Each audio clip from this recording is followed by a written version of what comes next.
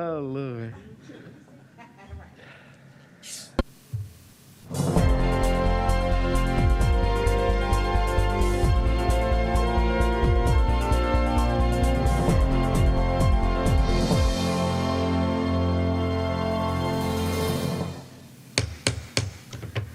Hello, everyone, and good evening, everyone. This is our special meeting of the Akron Public Schools Board of Education on 10 August 2022. It's good to be here, and we're going to go ahead and start with our roll call. And so, Mr. Alexander? Present. Ms. Autry? Present. Mr. Perry? I'm here. Dr. Hall? Aye. Ms. Jackson? Present. Mrs. McKittrick? Here. And myself. Okay, so we are all present.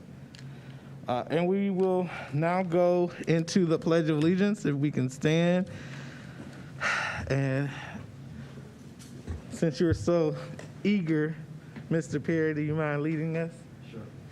I pledge allegiance to the flag of the United States of America and to the republic for which it stands, one nation, under God, indivisible, with liberty and justice for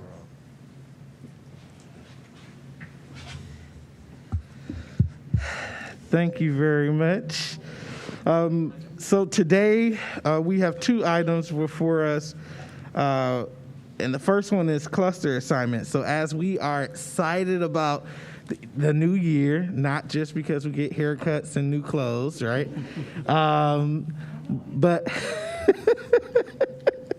But it also is a great time for us to start the new year welcoming our newest students, and as well as the new students to the new year.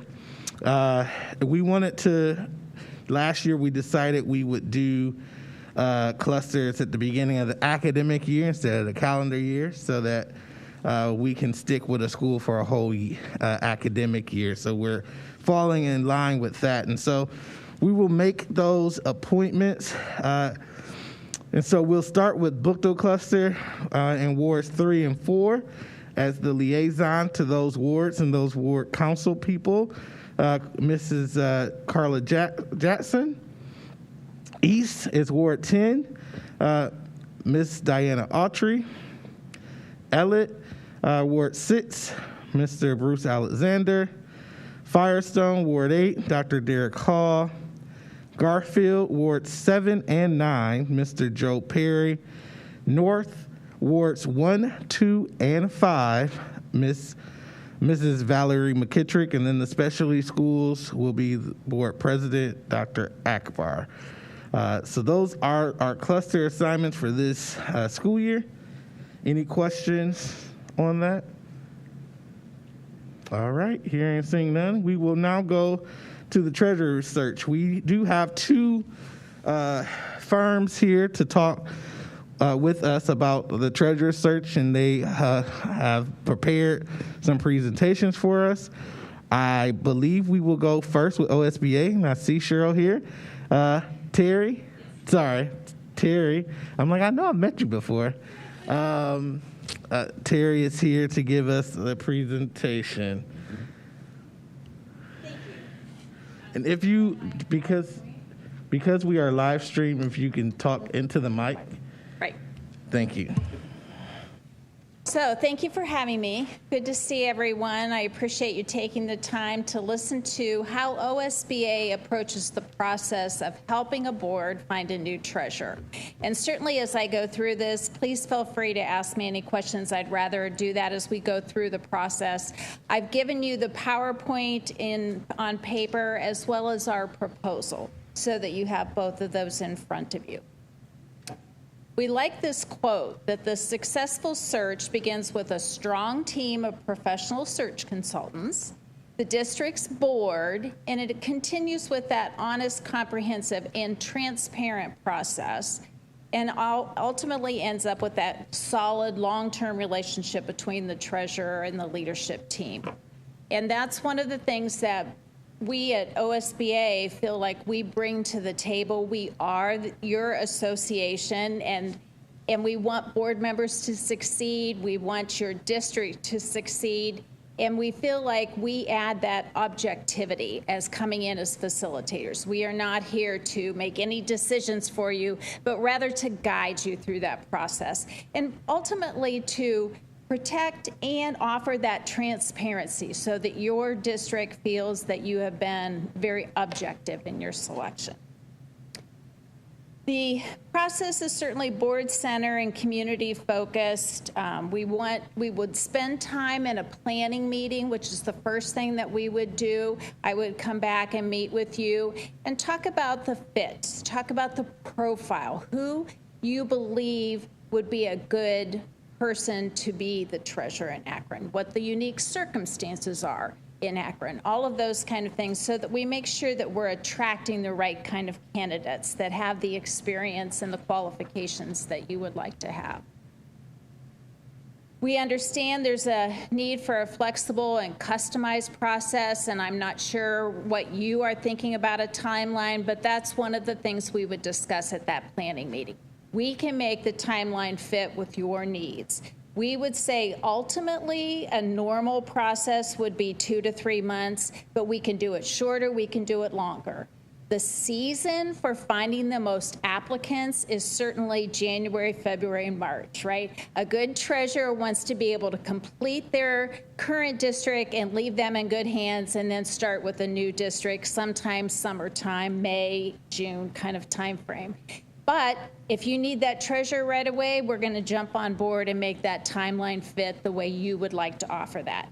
We have a sample timeline. You'll see it a little bit later. But again, we go through that step by step at the planning meeting and say, you know, is this going to work? Does this date work? So that's all customizable. I think one of the things that sets OSBA apart is certainly we have done this for many, many years. Both Cheryl Ryan and I are former board members. We have hired treasurers and superintendents in our service on the board. And so we bring that experience to the table too. We've sat in your seat and we think that helps. We have the Revelis system, which is our online application process that we actually developed. And we have ultimately sold to 13 other state associations, school board associations, because we feel it's an objective process. It gives you all the information that you need as a board member for each of the candidates, and it allows you to compare them apples to apples. The Achiever that we have developed is an online behavioral assessment tool. It's kind of like the Myers-Briggs or some of those programs that you've seen, but we took a group of what we felt were the most excellent treasurers in the state and did kind of a behavioral assessment of their qualifications, and then built those into this online assessment where it's no right or wrong answers. They tend to be more rigid or they tend to be more flexible kinds of answers. So it's just another tool in the toolbox. As you go through your applicants, when you get to your finalists, we offer the Achiever for your hopefully 2, if not 3 finalists, so that you, again, have a way of comparing them. You don't spend a lot of time with any one candidate, so we like to add some tools to your toolbox that give you more information. The leadership development training, we include in our process a 3-hour workshop so that after your treasurer's hired and on board, we would come back and do a workshop with the board, superintendent, and treasurer to make sure everybody's starting on a level playing field. And again, guaranteed satisfaction. If we didn't find them in the first round, we're going to reopen, and we're here with no extra cost till the very end, till you have someone hired. So the leadership profile would be the first step in our process. Then we would do the aggressive marketing and recruitment. We actually do, on a normal basis, national recruiting, mostly because of that Revelis system.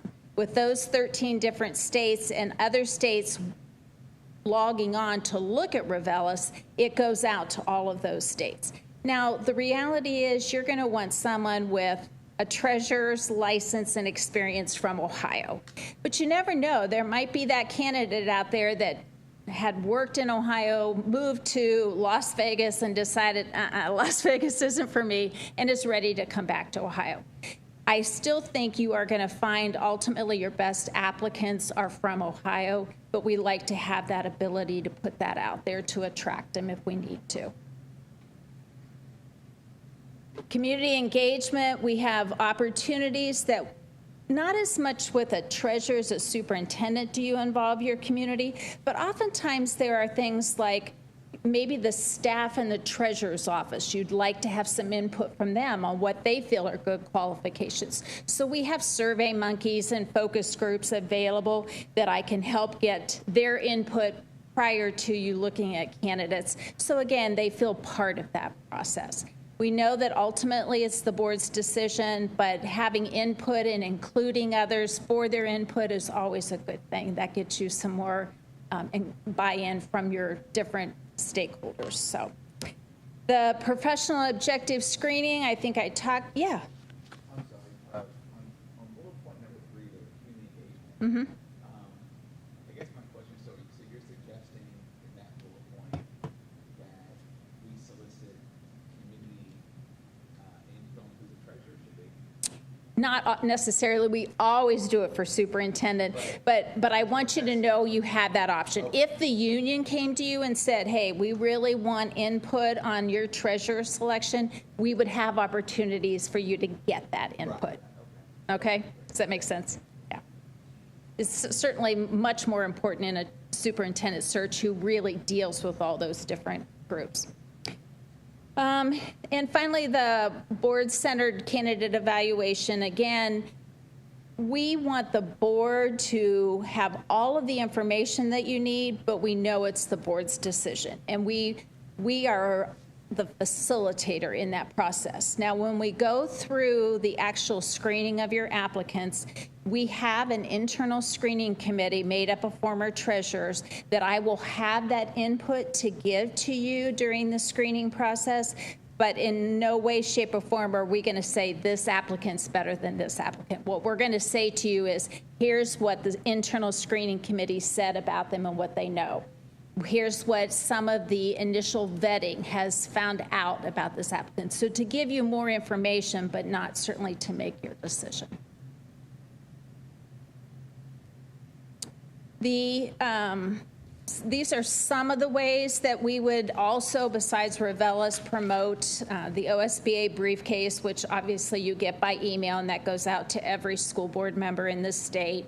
That NAS is the National Association of Superintendent Searchers, but they are also the ones that are using that same Revelis website. So again, not a lot of other states have comparable treasurer positions, but like we said, they might know of somebody and can help pass the word.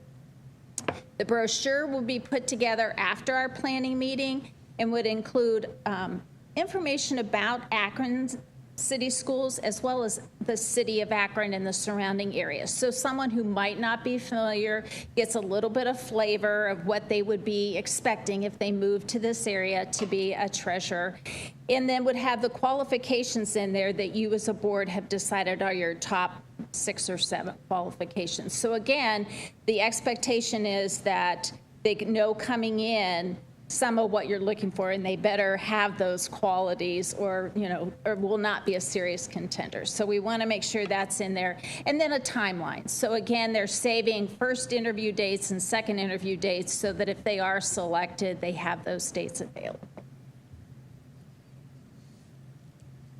Revelis, I think we talked about, is that proprietary online system. And I guess now we are up to 14. I had said 13, but we now have 14. It grows every day because people find it so easy to use. And again, I think the board would find that same benefit. We open the portal to you about a week before the screening meeting, which is the meeting that I would come back and walk you through all your applicants. So you'd have a week to go through and read all of the application pieces for each of your applicants. We have, of course, resume and letter of interest, education history, work history, transcripts. All of that is included on that electronic online system.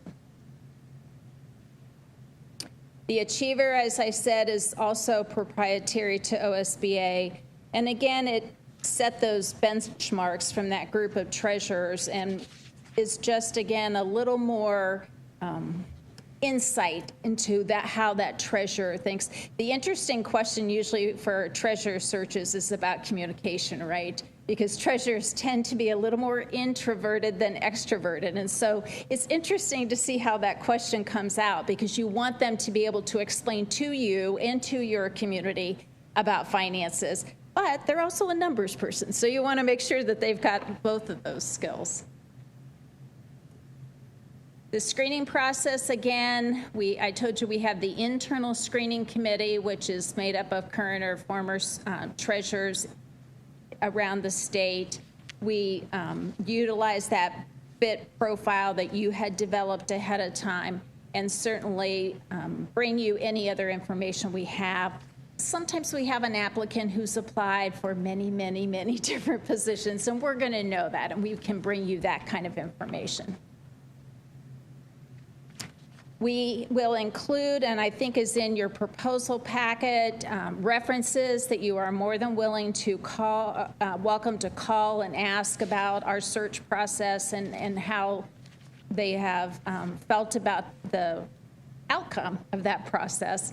And then the customized timeline is what we'd put together at that first planning meeting. So again, everybody has the same dates and saves those dates on their calendars.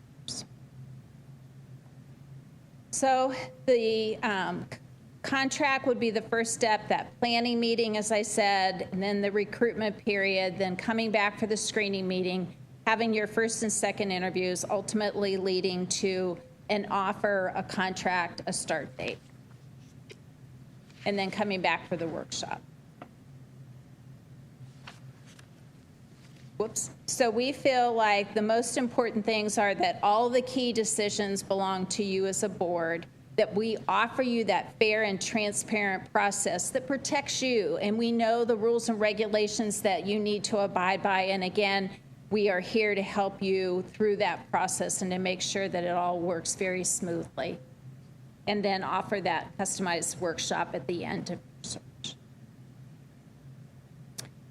As I said before, we're here until you find the right candidate. We have had searches where they even went so far as to go through the second interview and still didn't feel like they found that perfect fit. And we'll start over. We'll do another timeline, and we'll do another search process for you at no additional cost. Anything else that I haven't covered that you might have a question on? Or Terry, I have a couple of questions. So in the beginning, you talked about the best time to get the treasurer was January through March because of the school year and beginning of the fiscal year and all those things. So we're obviously looking in summer and fall now for our treasurer. How will this negatively impact us that we're looking in the wrong month, so to speak? Yeah, it won't, because we have opportunities to overcome that time of year. But what you have to understand is you're asking someone who's already started the school year with their current district to just up and leave that current district. And so that's what we want to be cognizant about. If there's an opportunity to have an interim prior to a kind of a, at least late November type of search, that's something we can help with too. We have a list of treasurers who have volunteered to be interims in certain areas of the state, and so we would help you find that interim to come on board if you decided to wait. Again, that whole conversation really needs to happen in the planning meeting before we get too far down the road about what is going to be the timing of this. But if you want to do the search starting now, we are here. I am not doing any other searches, so I am ready to go and can be at your disposal. Okay. And the second was about the Revula system. That is a national system or a statewide system? Revelis is national, Okay. but it's developed by us. National in the sense that 14 other state school board associations use it. Ohio State School Board Association. Well, like Georgia, Got they it, okay. use our system to collect the applicants just like we do. And does every treasurer or qualified treasurer know about that system to put their application in? Well, It's interesting. It's a two-part system. They have to develop a profile first and have that in the system. And then every time a position comes open that they'd like to apply for, then that's the second step. We work with OASBO to let them know, the Treasurers Association, that they could do their profile anytime. But once we get serious and have your search open, then we send emails, we send regional emails, we send out news alerts to let them know, please go in, develop your profile, and then do the second step to apply. Okay, thank you, Terry. Mm-hmm. Thank you. Any other questions? So I have, I think, 3 questions, perhaps. Okay. One, when you think about districts like Akron, what districts have you helped find treasurers? Sure. Me personally, or OSBA, or both? OSBA. Okay, yeah, OSBA. In whichever fact, one. we just finished, we think a contract is going today to the treasurer for Youngstown City Schools. And I actually helped Rod with that search. So we have done that search. We have done searches all over the state, and that list is in there. But I think what I would say to you is we've done searches from the very small district all the way up to the very urban and large district. And so I believe what we bring to you is the ability to know how to do the search that gives you the best opportunity to find the right fit.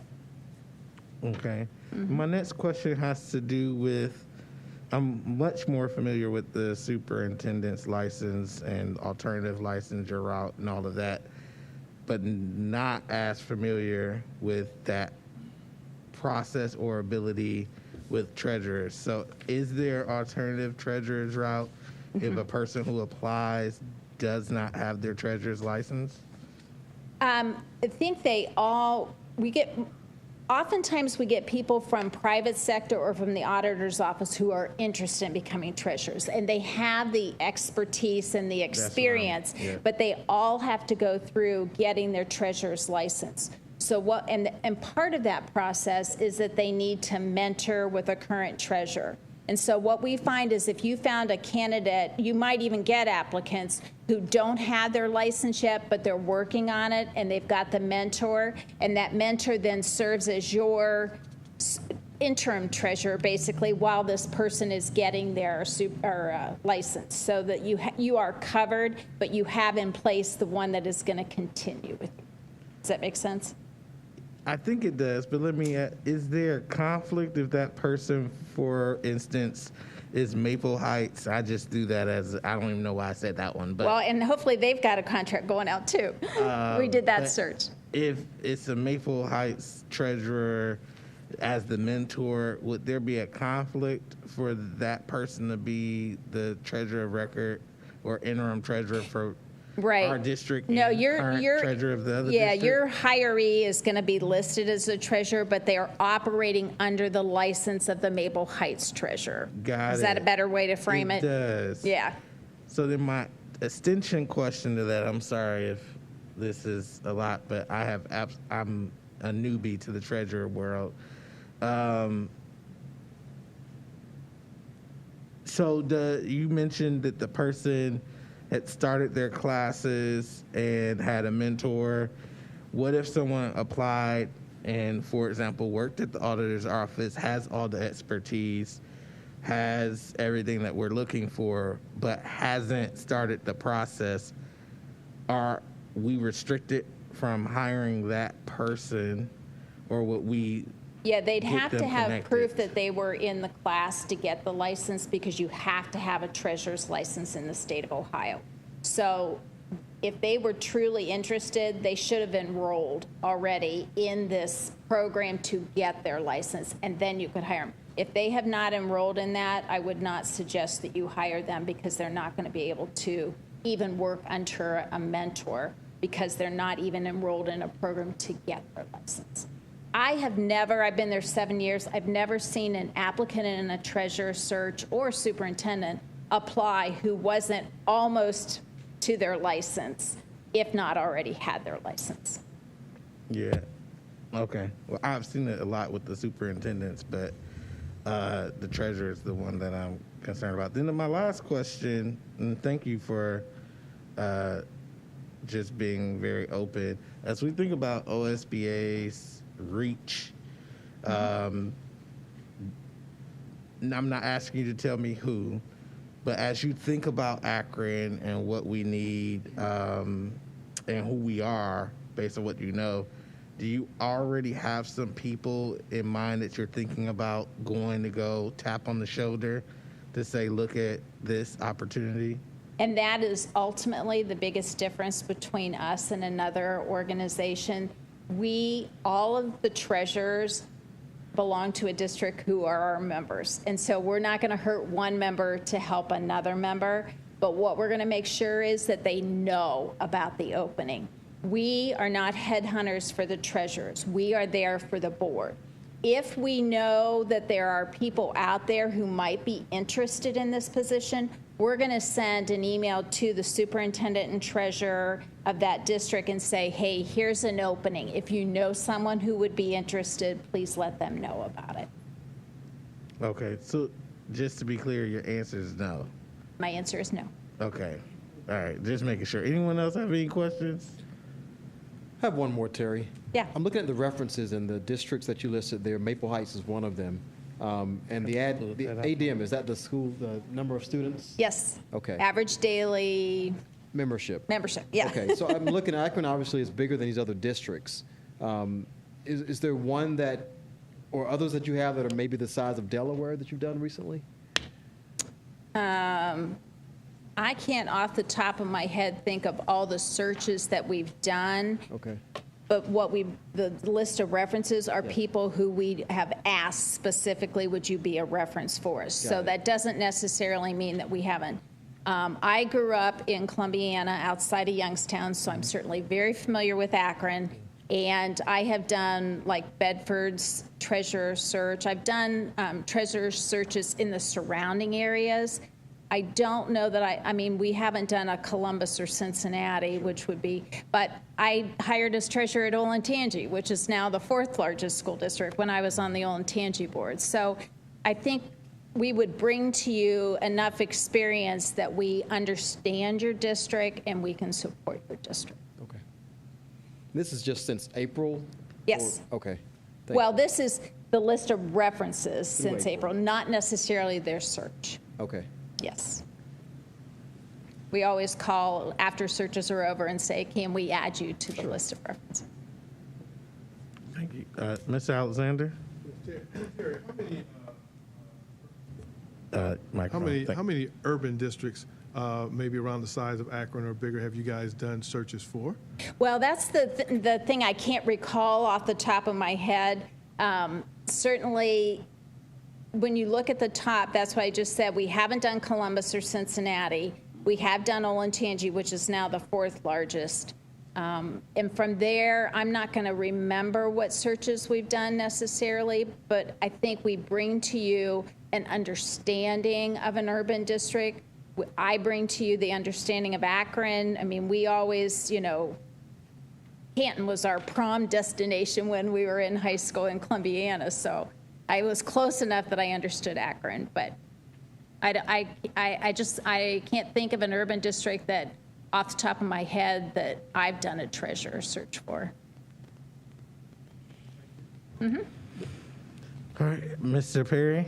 Does that pose a problem then if you can't think of a district, the size Well, of I don't. I'm telling you, I do so many searches that it's my old memory. It's not necessarily that they aren't out there. Like I said, I did Bedford. I can remember that one off the top of my head. We do certainly a lot more superintendent searches than treasurer searches. And that's the other thing I would say to you is realize there is a huge shortage of treasurers in the state. And so it is not like a superintendent search. You are going to get at most probably 8 to 10 applicants is a good turnout of treasurer candidates because they are just limited, and treasurers don't move as much. Once they find a position in a district that they like, they tend to stay there too. So Thank you very much. I mean, that was, eye-opening for me. Any other questions for Terry? I'm just trying to make sure that we asked all the questions. Yep. Okay.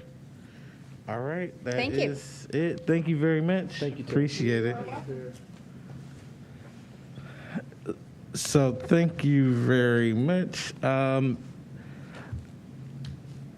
actually am anyone aware where Steve is? I know I saw him. The other person where? Okay. I know I saw him earlier. Let me go check. Hold on one second.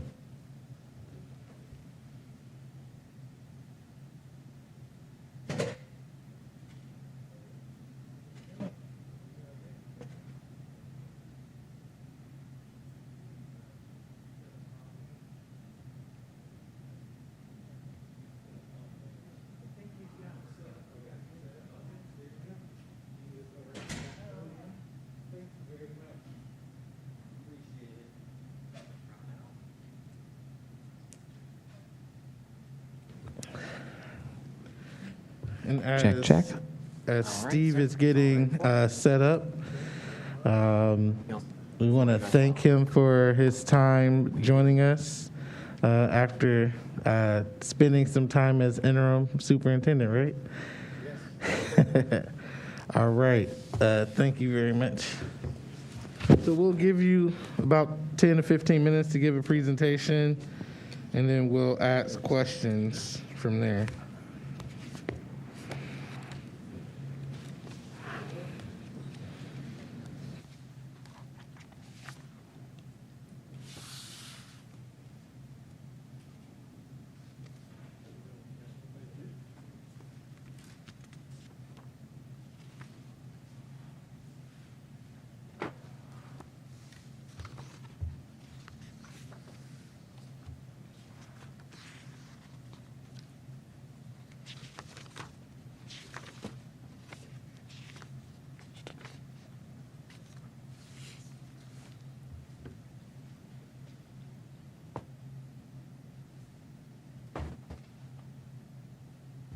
The floor is yours.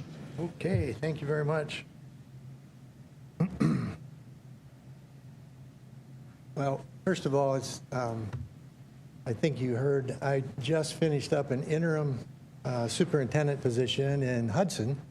I had been there before. I left there in 2013, I think it was.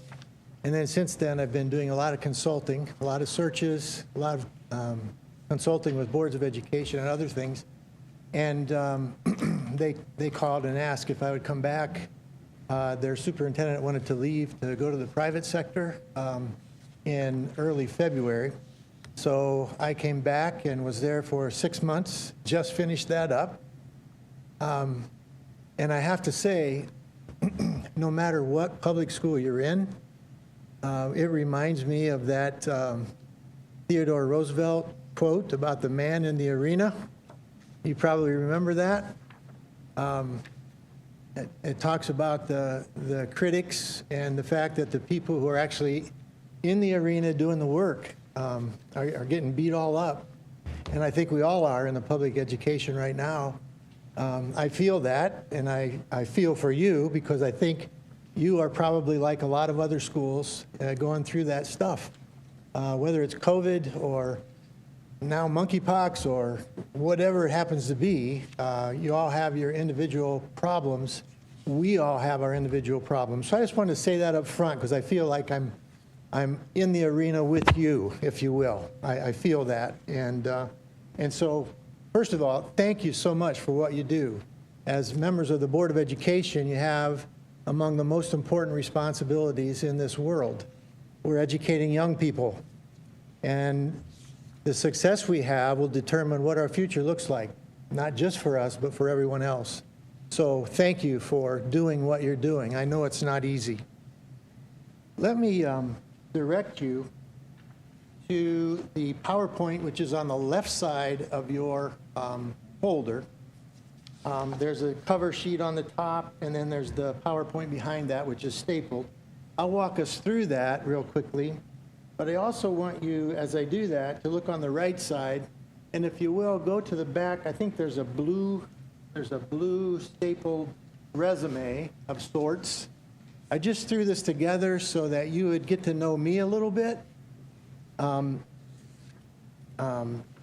started a long time ago in 1971-72 as a teacher, and I taught for 10 years, and then I became a principal. I was a principal for 5 years, and then I started as a superintendent in a little town called Van Wert, which is over on the western side of Ohio, where I was raised in the northwest corner. And was at Van Wert for 6 years as a superintendent, and then I went to Findlay, which is a larger district, and then was there for 6 years. And then Brecksville, Broadview Heights called, and they wanted me to come over and help them, so I did that. I was there for 8 years and then retired. And then I went to work with Dr. Susan Zellman at the State Department of Education. She had never been a superintendent, and she asked if I would help her relate to the field. So I became the executive liaison, as they call it, and I went out to the superintendents all over Ohio and heard from them, and then I brought their messages back to Dr. Zellman at her cabinet meetings. And then when I went out, I also talked to the superintendents about what was happening in the department. So I did that for a year and got to know a lot of superintendents all over the state of Ohio. And then Hudson called at that time and said they'd like for me to come and be their superintendent. So I did that for 6 years and then retired again and then started consulting. So that's me. And I've done a lot of consulting. I've worked with a lot of boards of education. I've done a lot of searches, some on my own and some with Finding Leaders, which you know Ryan Pendleton's father, Paul, founded that organization. This particular search, the reason I'm talking to you now, is because I'm on my own here. I'm not doing this for Finding Leaders, so you don't have any problem with the Ohio Ethics Commission. So I'm here on my own, and if you wish to hire me to do the search, I would be glad to do that as Leadership and Learning, which is the LLC that I created when I started doing consulting. Okay? So that's Leadership and Learning, and that's me. Now let's get to the PowerPoint. So how critical is this decision? Well, I know about this very, very well because I've been a superintendent for 26 years now, over that, and I know how important this position is. Not only is it important because it will keep you out of legal trouble and out of financial trouble if you get a really good person. This person will also be able to maximize the use of the dollars that come into the district. That's really, really important. When I talk to you, I'm going to talk to you a lot about kids, even though this is a treasurer's position that oftentimes people don't think interact with kids a lot, and they don't. But what they do is extremely important. They're a part of the leadership team. The leadership team is you as a Board of Education, the treasurer, and the superintendent. And you all have to work together to make this thing work well for kids. And that's what's important. So that's the reason this decision is very, very critical. So how can we help the Akron Public Schools find the treasurer CFO that is the most qualified and the best fit? Because it's not enough just to get a really qualified treasurer, somebody who knows school finance. It needs to be somebody who fits in to what you need. And for that reason, we do a lot of engagement. We talk with your staff. We'll talk with the people in the finance department. We'll ask them, what are you looking for in the way of qualities, characteristics in the next treasurer? We'll ask you as a Board of Education those very same questions, and we'll get a feel for what you want and what you need and what would be the best fit. So it's not only somebody who's an expert in school finance, it's somebody who's going to fit and become a viable part, an important part of the leadership team. So these things we think are important, and we consider them our values. The engagement part I just spoke to you about, and that engagement it can be as wide as you want it to be. Typically with superintendent searches, we go much broader than we do with treasurer searches. But we can do community members if you wish. Sometimes people in districts like this one might want to bring in people from Rotary or people from Kiwanis or people that are big in industry in this community. or the faith group. That's totally up to you. And if you want to do that, we will do that. Representatives that you recommend, we will have focus groups with them and ask them the similar kinds of questions that we will be asking you. Ultimately, that is input. That's not a decision. The only ones that can make this decision are sitting right here, you folks. So the engagement piece is important. Active recruitment. You can see from the resume, I've been around a lot. I know a lot of people. I was elected president of the State Superintendents Association, which is BASA. And through serving in the Ohio Department of Education, my reach has grown as far as the people that I know and the people that I can call and ask for help. So I've already made some calls, so I know that there are people available, or at least might be available. We'll have to check that out should you consider this, should you hire us. The facilitation guide piece is just, I want you to know that with my experience as a superintendent, I feel like I'm a partner with the Board of Education. We work together closely. This search is going to be that same way. You're in charge. I'm here as a resource. I'll help you every step of the way. I have guiding questions for you. I have directions for you. But at any point, if you say, Steve, I don't really think we ought to, I think that's going down the wrong path. Let's look at this. Let's look at this. Let's do that. You're in charge, okay? Commitment to public education. I've spent my whole life in public education, 50 years now. And by the way, it's my 50th wedding anniversary this year, too. Imagine that. Congratulations. I'm glad you didn't say it was your 50th. A quick story. When today. I first started teaching in 1971-72, I taught at a little school called Mendon Union. And I went to the superintendent and I said, you know, you're hiring me, but I don't have a place to live. We're a tiny little town. There's nothing to rent. I couldn't buy anything. I didn't have any money. And so he says, well, he said, the kindergarten teacher has a big house out in the country. Her son is going to Vietnam. Her daughter just graduated from high school and she's going to college. Check that out. Maybe they have a room you can rent. Sure enough, the old farmer's daughter story. I go out and knock on the door. My wife, now my wife, answers the door. And I say, hey, do you have a room? She says, well, let me get my parents. But anyway, that's how that ended up. And the next year we were married. So that was good. All right, why use us? Well, first of all, it's a great network. We have a great network of educational professionals. We know a lot of people all over the state of Ohio, especially in Northeast Ohio. We feel like we're local with a long reach. We care about the children in the Akron Public Schools and are committed to finding the best treasurer CFO to become part of the Akron leadership team. That's part of the reason that you should hire us. 5 phases of the search process. This is probably very similar to any other search process that you would have. There's an engagement phase, which I've already talked a little bit about. There's a search phase. The search phase is simply, we just go out and recruit a lot. There's an interview phase, there's a selection phase, and a transition phase. So let's get into a little more detail. This is the scope and sequence. First of all, looks like we have a little, the S is down below, relationships, etc. So I apologize for that. That's correct. Okay, good. Thank you for that. Yep, thank you for that. So if you want to look on your slide on the paper, that one came out okay.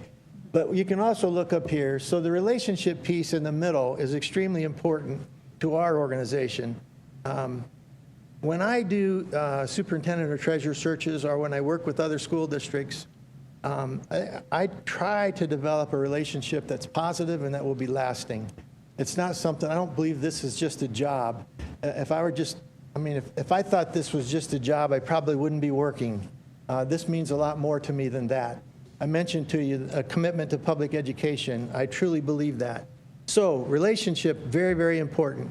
Critical decisions at the top. I will come back at another meeting if you hire us, and I'll talk with you about some critical questions. If you look on the right side of your folder, there's something that says Leadership and Learning at the top, Akron Public Schools, Treasurer CFO Search, Checklist Questionnaire of Critical Decisions. I'll ask you these questions, and I'll ask you to answer as a board. Who's your contact person, some of the mundane things, but there's also some pretty important ones. Are there any internal candidates to be considered? Are there any favorite candidates to be considered? Is there somebody out there that you think would be a really good treasurer? And if so, you want us to contact them? And then all the other questions. So we can go through this in a little bit, but that's the critical decisions at the top. We move over to the announcement. We announce this through all the social media. We put it out there on OASBO. We put it out there through the superintendent's organization and a multitude of other places. We will flood the market with this announcement.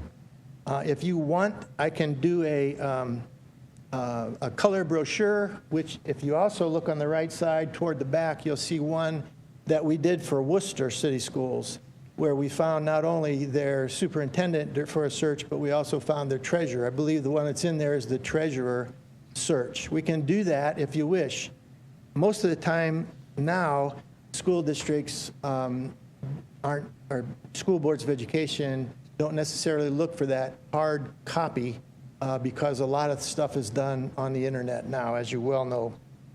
The engagement piece we've talked about, and then the recruiting phase, we've talked about the interviews. Again, and you may look at this timeline. That might be really helpful for you at this point. On the right-hand side, there's sort of a timeline. This is a suggested timeline based on our experience. We're suggesting that the initial input from the board on these critical decisions should happen this August. So we have time for that. Begin advertising and recruiting. We'll start that right away in August. Application deadline, we're projecting October the 13th. Again, all of this can be, you can massage this any way you wish, but based on our experience, this timeline makes sense to us. If you want a new treasurer to begin January 1, this timeline makes sense to us. But again, if there's a problem, we need to change some dates, we can certainly do that. You might look that over to see how that goes. I just want to point out as we get down, by October the 28th, after we advertise, recruit, get a lot of names that and I don't know how many we're going to get. I know it's difficult out there. I'm not sure how many we get. If we get 10, we'll be very, very fortunate, I think. 10 qualified treasurer candidates, we'll be very fortunate. So we will report semifinalists to the board, and typically with a superintendent search, we'll recommend maybe 6 semifinalists. In this case, it might be less than that. You will have your first round interviews. You'll do board due diligence. You'll narrow that down to about 2. And then after you do your due diligence, then you'll eventually make that decision by December the 2nd. Then we'll help with the contract if you wish. That's a quick overview of the timeline. The due diligence piece is just where you call and you talk with other board members from the districts of the 2 finalists that they're coming from, and you ask what kind of people they are, how good of a treasurer they are, et cetera. We will do all of that in advance, but it's always helpful for you as a board to do some calling yourself and maybe even visiting.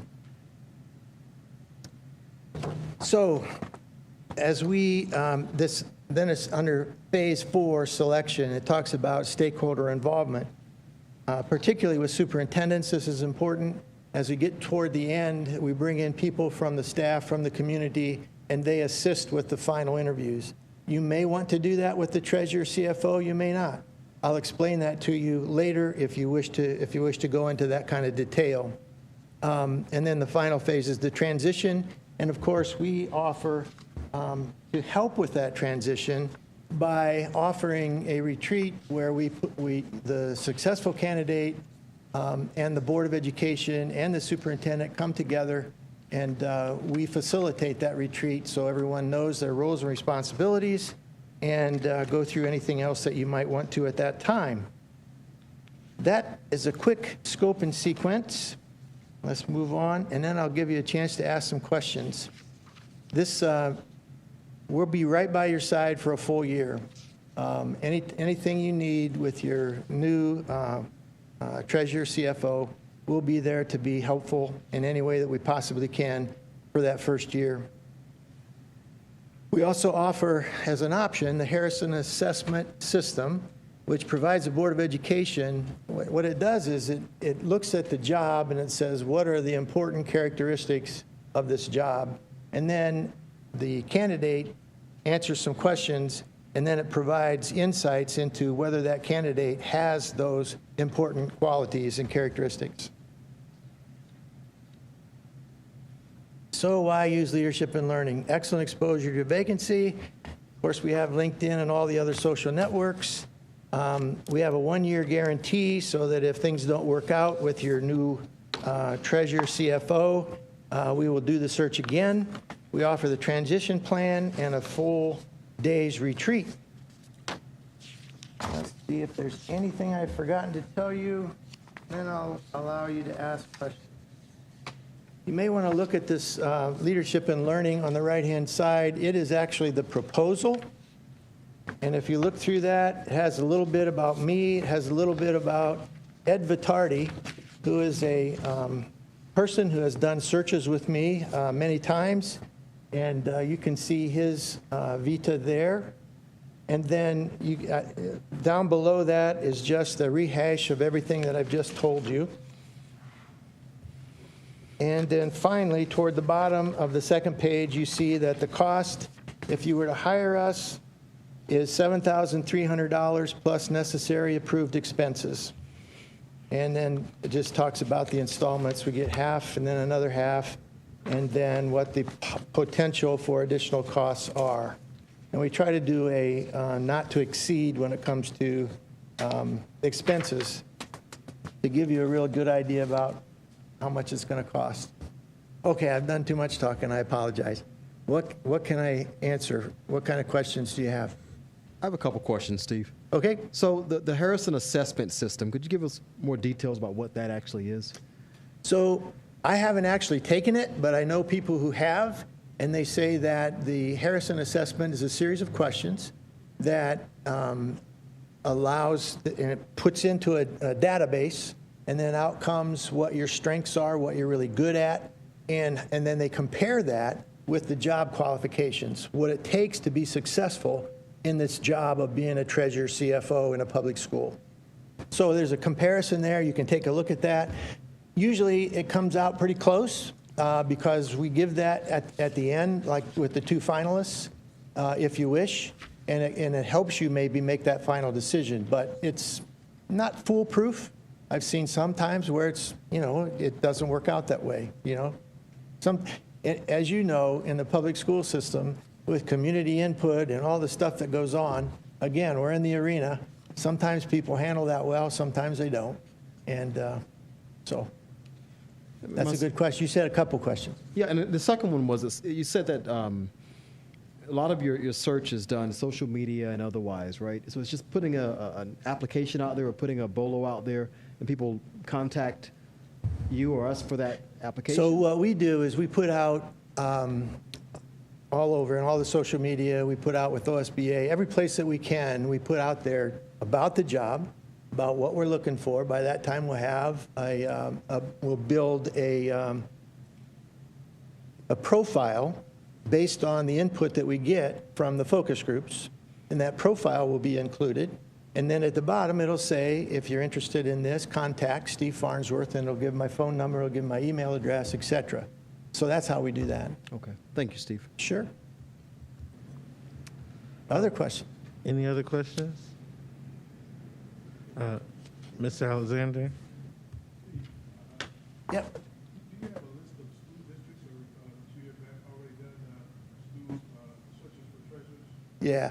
If you want to look at that resume at the bottom, second page, I have a whole list of school districts there that I work with. Now, they're not all searches.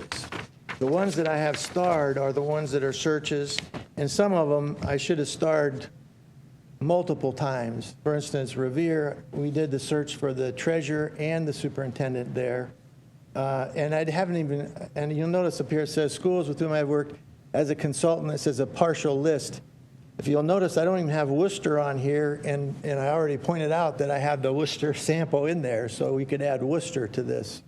And so the ones that I have starred are searches, not necessarily treasurer searches. They're treasurer and or superintendent searches. Okay. And my other question is,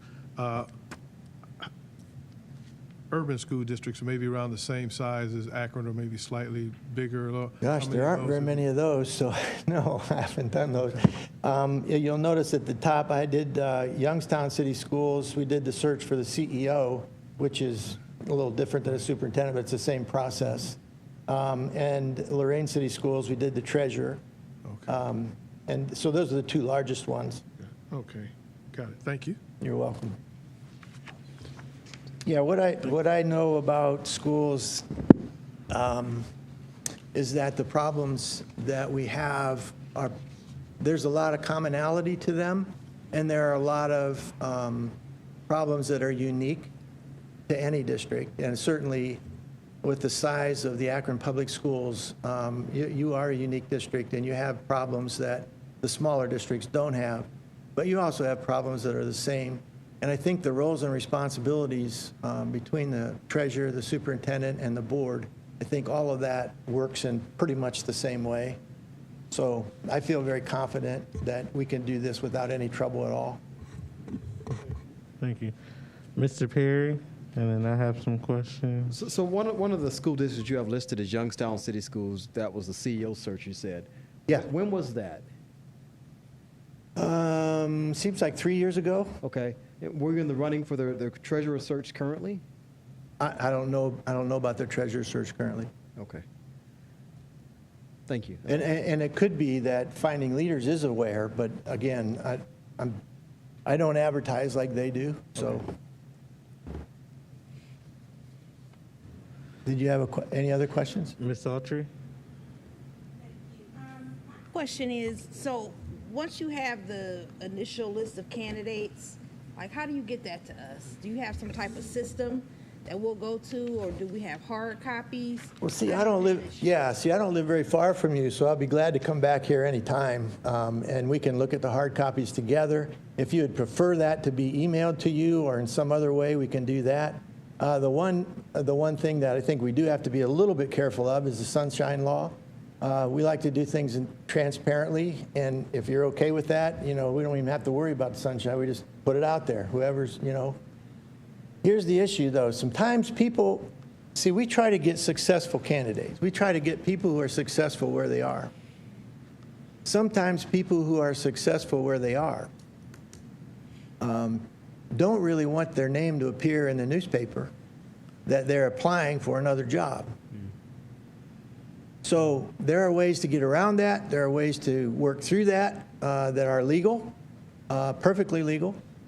For instance, you could have 2 board members meet with if the person is really, really good, and I'll tell you that, if you want 2 of you to go, but that person doesn't want to risk upsetting his board back home because he's happy there, or he or she, one option would be to take a couple of you and meet with that person and find out if you think there's a good fit. That wouldn't be the whole board, because that's a violation of the sunshine law.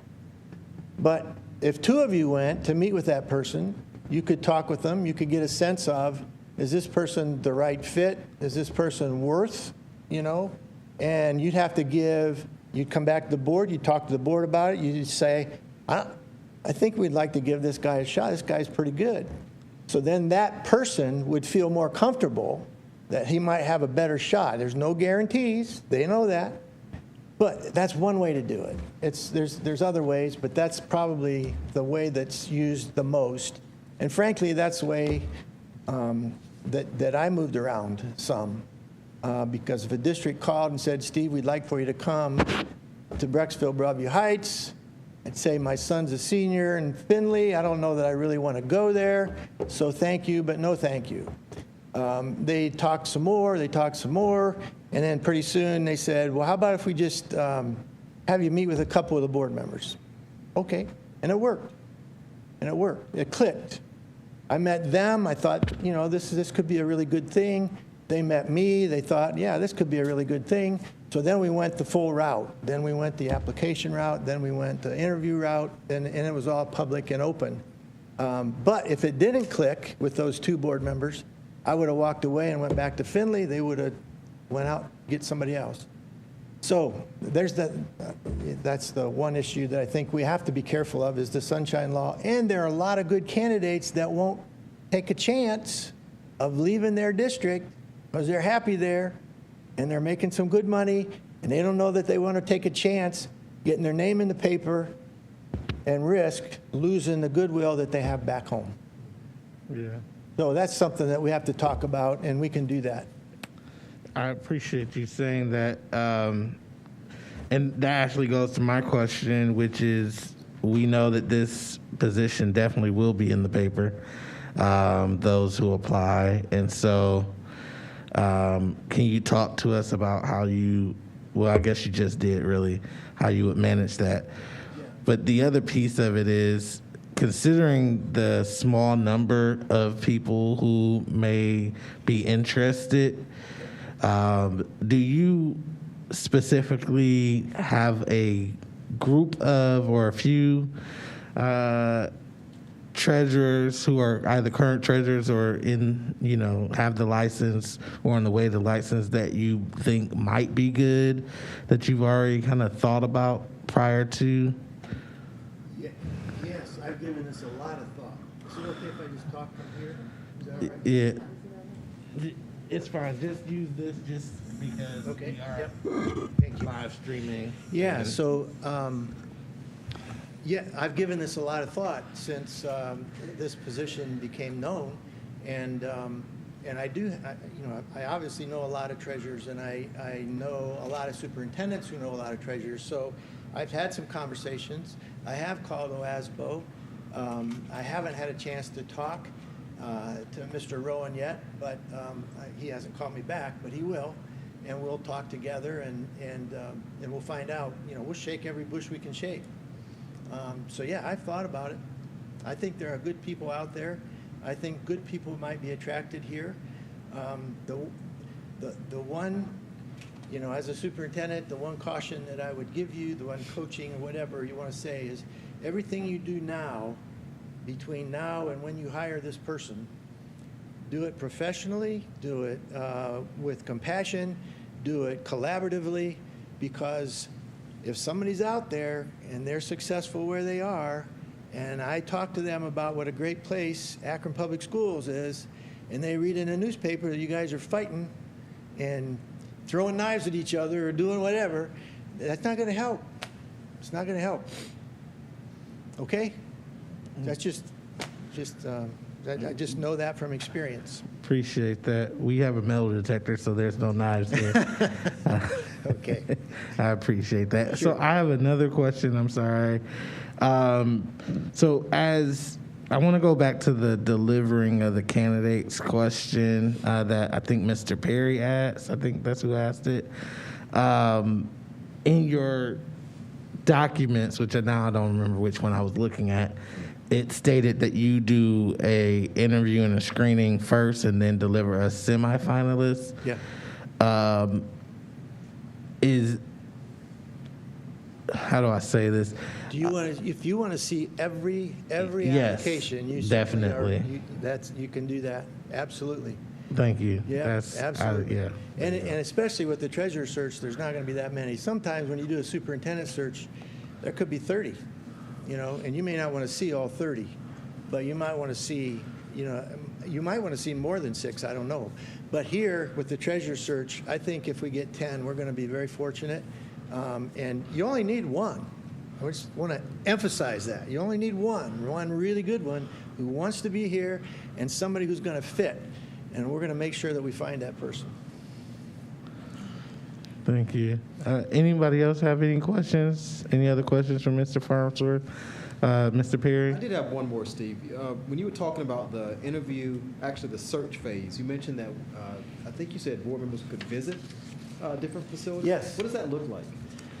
So we get down to 2 people that are both really good, And we want you to do your due diligence. So it's not only calling other board members on the telephone, maybe staff members, if you know some staff members in their district. It gives you, it's for the first time, it gives you the green light to go ahead and find out what about these people. Sometimes you actually can drive there. We set it up. You can actually drive there and visit the district. And you can talk to the superintendent there and say, you know, what's your relationship like with this treasurer CFO?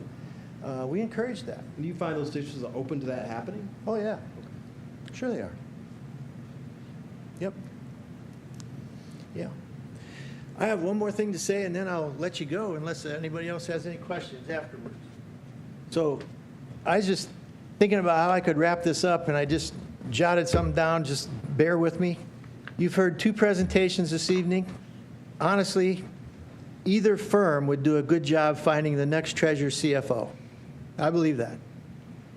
Both have robust networks. Both have experience in vetting and interviewing candidates, and both would assist with the transition year as the new treasurer begins work with you and becomes an important part of the leadership team. I know this because we've competed with the Ohio School Boards Association and other searches, so I have a pretty good idea what they probably told you tonight. There is a very important difference, however. At the end of the search responsibilities, one firm will return to Columbus. I, on the other hand, live here. I have lived here just north of Akron for 22 years, and I'm not going anywhere. When I work with school districts on a search to assist with evaluations of their key administrators, or when leading a board administrative retreat, I always offer my cell phone number and email address. I'll do that here. In fact, you have my card on the inside cover, and it has both on there. I encourage those districts to contact me if they have questions, need advice, need help finding appropriate resources, or just need to talk about school issues. I get calls from those districts frequently. Sometimes I just go have a cup of coffee with them, you know, if somebody wants to talk. I've spent 26 years in the hot seat of a superintendent in 4 different school districts. I've consulted with districts all over Ohio, and I've spent several years facilitating the conversations of 2 groups of superintendents. That's 50 superintendents in all. In February, I was asked to serve as the interim superintendent, which I've already told you. I'm not offering to be an administrator in your wonderful school district. I am saying that if you hire leadership and learning, we will not only find the best candidate available, I will also offer to assist the Akron Public Schools in other important ways. I'm confident I can help you find the most qualified candidate for this very important position. In addition, I will be an enthusiastic, experienced, and willing partner should you have other needs. No matter what you decide, I wish you all the best as you work to meet the needs of our young people. Your job is one of the most important in the world, and I want you to be successful. Thank you for allowing me to speak with you tonight. Thank you very much. I do have one last question, I'm sorry, and it's around the transition plan that you talked about briefly. Yep. Can you give just a little more detail of what is encompassed in this transition plan? What I will do is I will meet with the successful candidate, the new treasurer CFO, and I'll talk with them about roles, responsibilities. I'll see if they have issues that I can help them with. I'll talk with you as a Board of Education, and I'll talk with your superintendent, and I'll say, how's this going, this leadership team thing? You know, is there some way I can facilitate and make this happen so everybody's on the same page, everybody's collaborative, everybody's working together for the same goal, which we all have, which is to make sure that our kids get the best culture. And I think I put that in there in one of those things. One of our values is to make sure that we provide the best leadership possible in the public schools, and then to coach for culture. And by that I simply mean make the culture of this school district one that people like to work in, one that kids like to come to, they like to learn in. That's what I'm talking about. So when we talk about transition plan, it'll be me working with the treasurer one-on-one. If that treasurer needs some help in some way, I can help provide resources. I'll be working with you if you wish. Talk to me about how things are going with your new treasurer, CFO, and if there's some way I can help, you know, make sure that it all goes well, that's my goal. My goal is to help you find the best person possible and then to work with all of you on the leadership team to make sure that you're working together, you're collaborating, and you're moving in the same direction. And I've done that with a lot of school systems, and I think we can do that here. Does that help? It does. I appreciate it. Thank Okay. you very much. Sure. Thank you very much. So that concludes the interview portion of our discussion. We will move to just have conversation around the search process in of itself next. Thank you. So thank you very much. Enjoy the rest of your evening. Thank you. You too. Yes. So now that we've, talked to the two firms that we wanted to, what are our initial kind of thoughts or feedback? Well, I like that they were both thorough. To me, they were different in their own way, and I like that. I like that it was not a carbon copy presentation. So I like that they had different ways they conducted the searches. Kind of gave us a feeling of how different firms can do their searches. It's not just all the same cookie cutter formula. They answered questions well. I was impressed by both of their PowerPoint presentations for sure. Ms. Jackson? I agree with the majority of what Mr. Job has just stated. I think for me, what really stood out is Mr. Farnsworth, is the fact that how he talked about his multifaceted approach with getting the word out there, utilizing social media outlets, as well as even linking back to resources that are connected to OSBA. So OSBA spoke about just the, as I understood, and I was looking through the program that they created, which has multiple districts in, that they pull from this resource, which is has multi-districts from Georgia and things like that for a treasurer search. And just when Farnsworth talked, I thought, well, it seems almost that his search would maximize that opportunity if he had access there and also use these other resources as well. So I thought that was interesting, but I thought they both presented very well. I thought they both seemed to have a plan and felt comfortable in their experience to execute the plan. So I mean, Farnsworth is more advantageous to me. He is local. He seems rooted in the community and things like that, but I don't know. It's just both of them were very good. So, I'm new, so I'm trying to how the process works. But Yeah, well, we all have to make this decision together, so it's all valuable. Ms. Autry, were you about to say something? Yeah, I mean, I think both of them gave good presentations. Listening to Mr. Farnsworth, though, I guess I got a little concerned about how we're going to get the candidates, because I guess I'm a little spoiled from the superintendent search, and I really like the Revelists and how everything was, in the system that we could go to at any time at our leisure. And I don't think he said he used that system. He said we could get it emailed. And so I had a horror vision in my mind of what that looked like. So that was like the only thing that really kind of stood out with him, that I wouldn't, that process, I don't know how it really looks. I didn't get a good picture except a whole bunch of emails. That's what I envisioned, versus going to Revelists and everything was there, So that's the one thing I would say. But I did like the fact that, he's a superintendent and has that, that background and that perspective. But Thank you. that's kind of it. Mrs. McKittrick? Did I understand correctly that Mr. Farnsworth is sort of a one-man operation? Yeah, I of think two it's of them. Okay, two men versus a operation. whole team of folks with the School Boards Association. I don't know if they have a farther reach, perhaps. I don't know if more people will help us find more qualified candidates or not.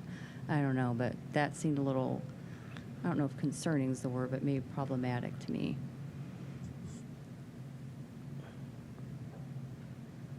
Anyone else?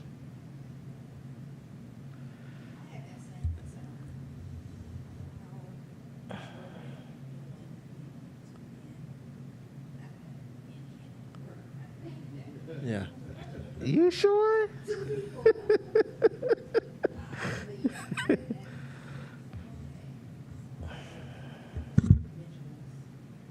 Yeah. I think one of the things Mr. I was Perry? curious about, if I heard correctly, that Terry, they're doing a Youngstown City Schools treasurer search right now, or at least they may be doing that search.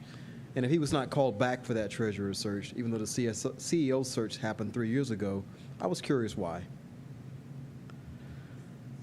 Yeah. Now it's a whole new board. It You gotta is. think but just about that curious. too.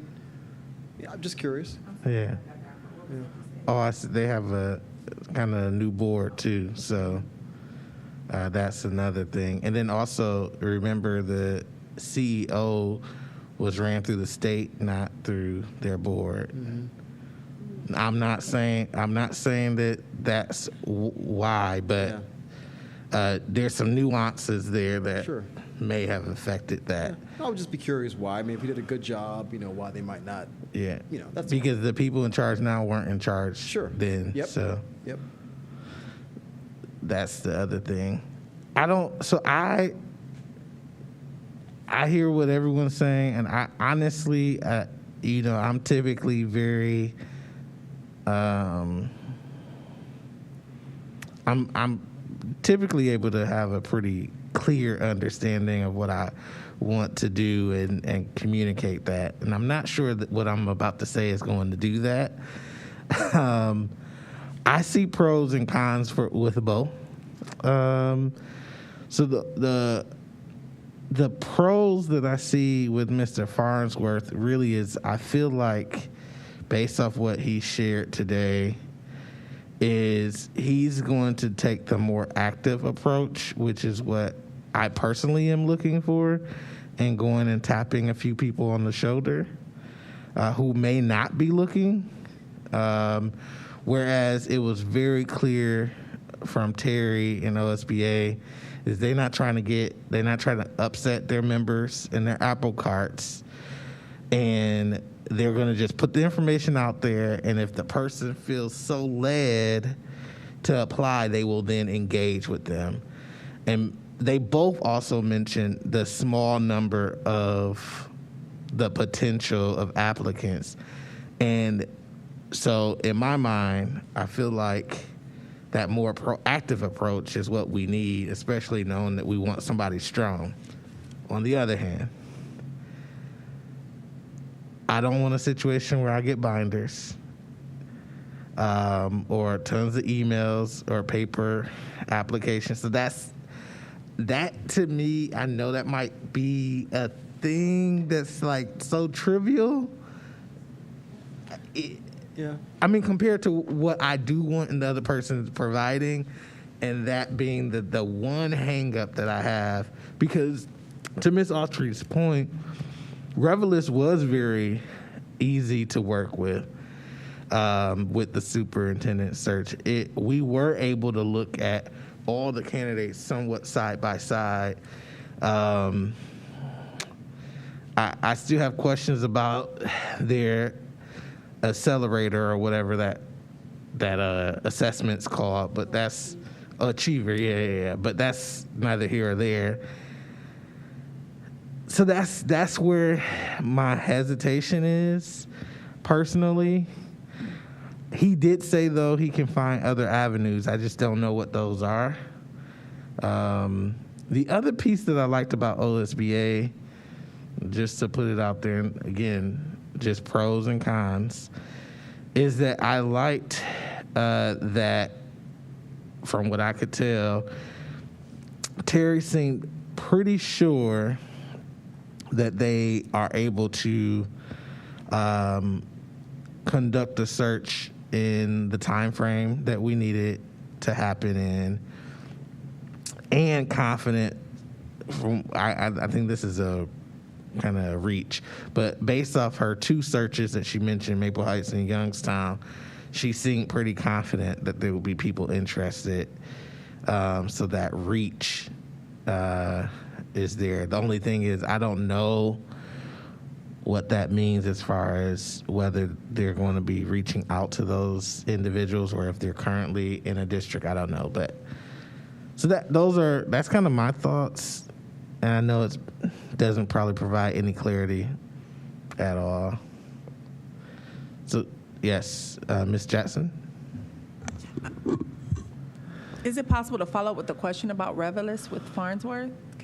Because he didn't mention it, he may have access and it could be utilized. It may not be something that's out of reach. If that may be one hurdle that does not have to be a hurdle that he can, because the question was never asked for clarity or anything concerning. I doubt he'll have access to Revelis since it's OSBA's own.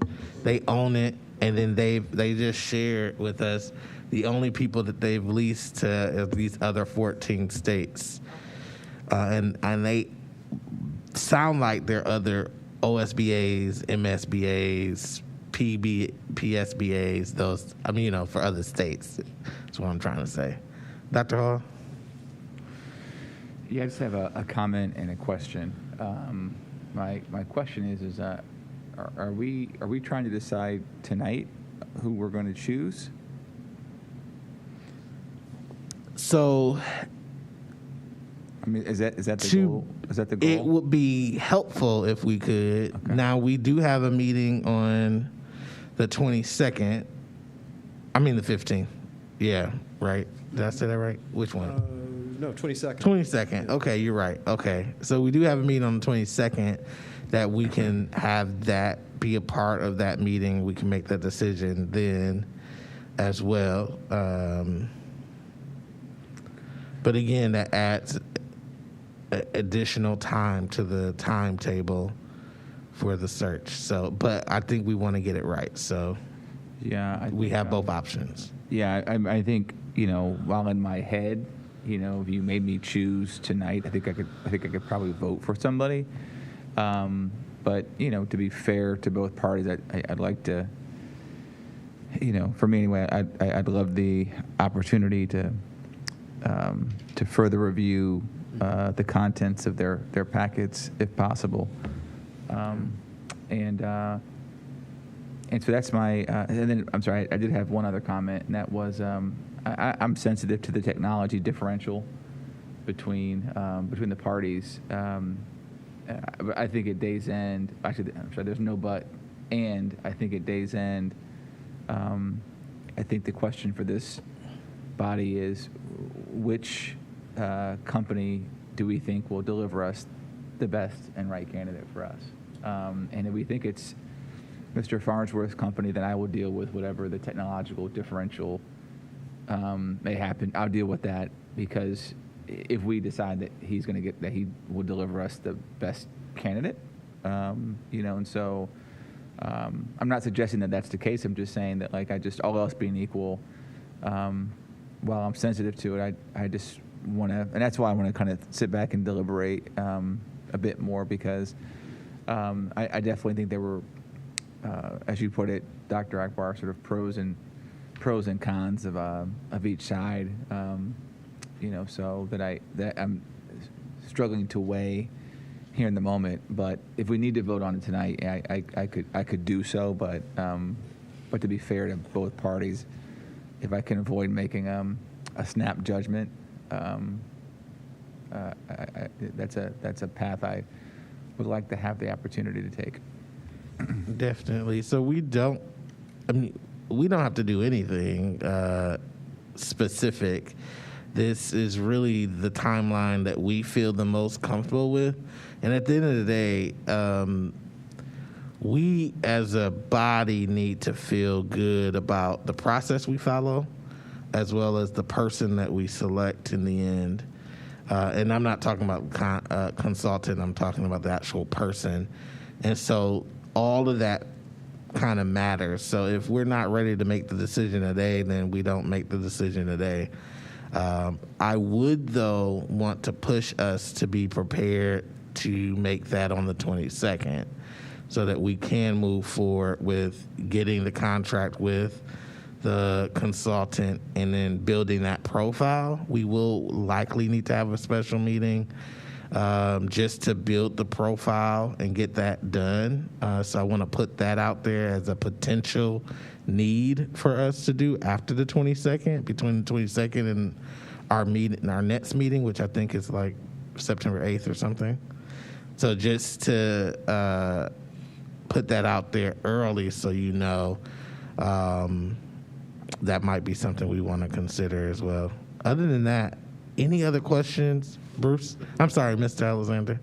I just want to say, first, I appreciate the dialogue that we had here, because this is an important decision that we have to make when you're making the two decisions, the two top individuals in your organization. It's always important. I do like the idea, it's been said, to kind of compare and contrast, to have a little time to compare and contrast so we can come back and make that decision.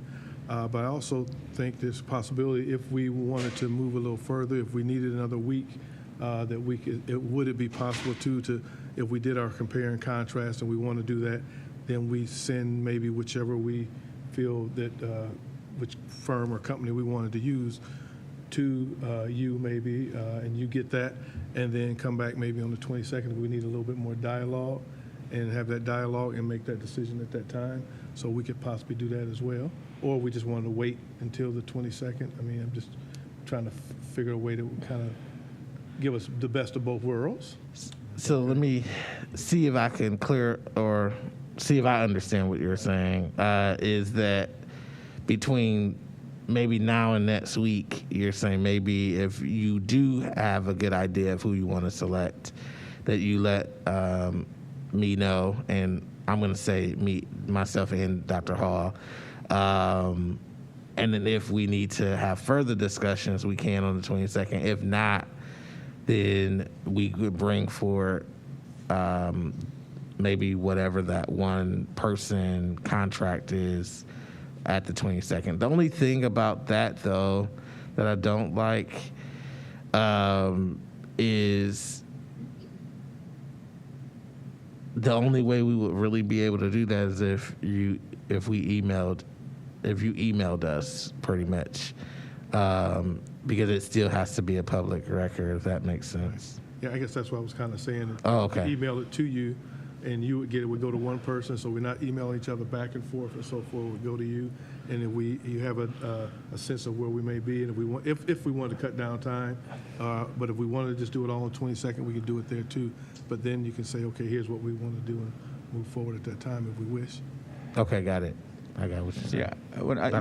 Yeah, I agree with Mr. Alexander. I think with maybe a small tweak, that would be because I think it sounds like from the comments that have been made that we would feel pretty good about making the decision on the 22nd. Mm-hmm. I think in the interim, if we had additional questions, follow-up questions for either party, that we filter them all through board leadership.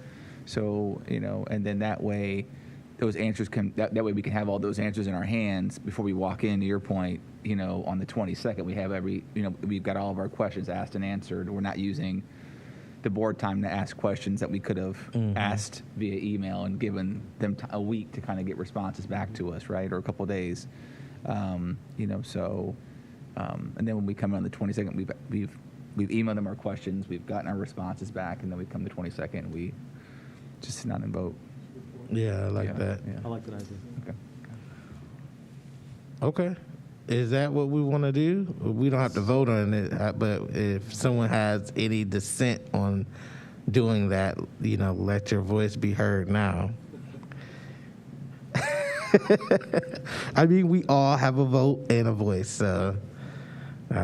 Okay, so we'll do that then. Thank you, Dr. Hall, for that suggestion. So if you have any questions, feel free to email Dr. Hall and I so we can get them to one or both of the consultants that we're considering, and then come back on